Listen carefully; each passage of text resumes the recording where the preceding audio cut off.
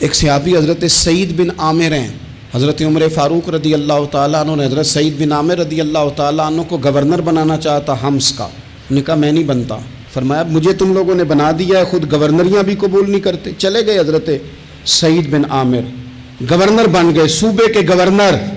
مال غنیمت میں سے کچھ زیادہ مال مدینہ شریف میں جمع ہوا تو حضرت عمر نے مختلف صوبوں سے غریبوں کی لسٹیں منگوائیں.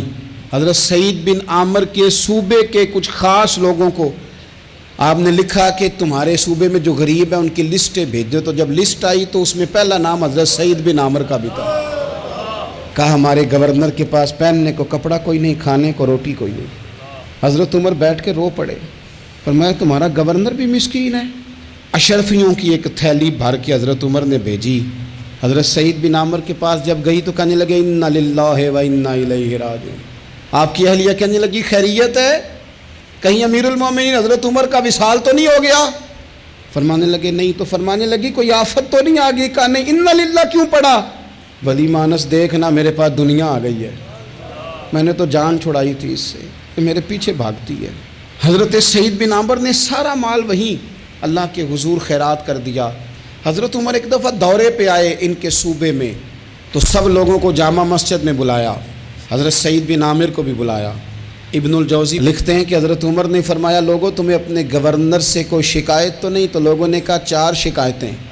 ایک تو ہمارے گورنر صاحب جب شروع میں آئے تھے تو فجر کی نماز کے بعد ہی آ کے لوگوں کے بیچ بیٹھ جاتے تھے. اب اشراق چاشت کے وقت آتے ہیں، سورج پورا طلوع ہو جاتا ہے تو حضرت سعید بن عامر رضی اللہ عنہ آتے ہیں. اور دوسری شکایت یہ ہے کہ صرف دن میں ملتے ہیں، رات کو ملتے ہی نہیں.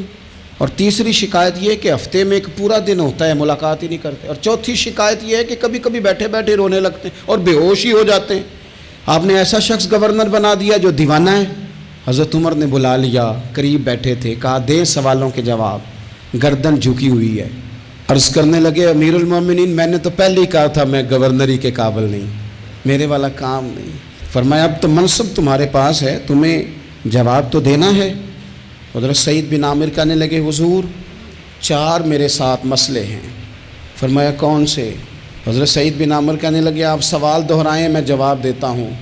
آپ نے فرمایا سعید لوگ کہتے ہیں پہلے تو سویرے آ جاتا تھا، اب تو اشراق چاشت کے وقت آتا ہے. گردن جھکائی، سناٹا چھا گیا محفل پہ. تھوڑی دیر کے بعد سر اٹھایا تو داڑھی پہ آنسو گر رہے تھے. فرمانے لگے حضور میرے گھر میں خادم کوئی نہیں، بیوی بیمار ہو گئی ہے. میں نہ سویرے اٹھتا ہوں، آٹا گوندتا ہوں، روٹیاں پکاتا ہوں، گھر میں جھاڑو دیتا ہوں، باہر آنے میں دیر ہو جاتی. پہلے جواب پر ہی لوگ رونے لگے، آنسو نکلنے لگے. حضرت عمر رضی اللہ تعالیٰ عنہ بھی روئے. پھر فرمایا کہ سعید تو دن کو ملتا ہے تو رات کو کیوں نہیں ملتا؟ اپنی داڑھی پکڑ لی. کہنے لگے عمر ساری سفید ہو گئی ہے، اب تو لگتا ہے پھل پک گیا ہے، پتہ نہیں وہ کب مجھے کہے گا واپس آ جا. میں نے نہ دن مخلوق کے لیے رکھا ہے، رات اپنے رب کے لیے رکھی ہوئی ہے، مجھے تکلیف نہ دی جائے. گورنر کی بات کر رہا ہوں. پھر کہا سعید یار ہفتے میں ایک دن ملتے کیوں نہیں؟ تو کہنے لگے عمر یہ میرے رب کے ساتھ پردہ ہے، اسے نہ کھولا جائے. میرا پردہ ہے نا، میں نے اپنے رب کے ساتھ اپنے پردے رکھے ہوئے ہیں. فرمایا نہیں آپ بتائیں. حضرت سعید بن عامر کہنے لگے غریب ہوں، ایک کی جوڑا میرے پاس ہے، میں غریب ہوں.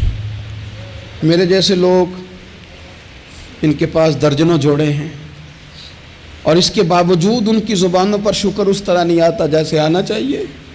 میں نے کہا نا کہ میری اجرت میری محنت سے زیادہ کیوں ہے؟ میرے محسن تیرے احسان سے ڈر لگتا ہے. حضرت سعید بن عامر کہنے لگے ایک جوڑا ہے، ہفتے میں ایک دن دھو کے خشک ہونے کو ڈال لیتا ہوں، پھر بیوی کے کپڑے پہن کے بیٹھا رہتا ہوں. کس طرح گھر سے باہر نکلوں؟ میرا پردہ تھا، میں اپنی غریبیاں لوگوں کے سامنے نہیں رکھنا چاہتا. میں جانوں میرا رب جانے، میں راضی ہوں نا اس کی رضا پہ.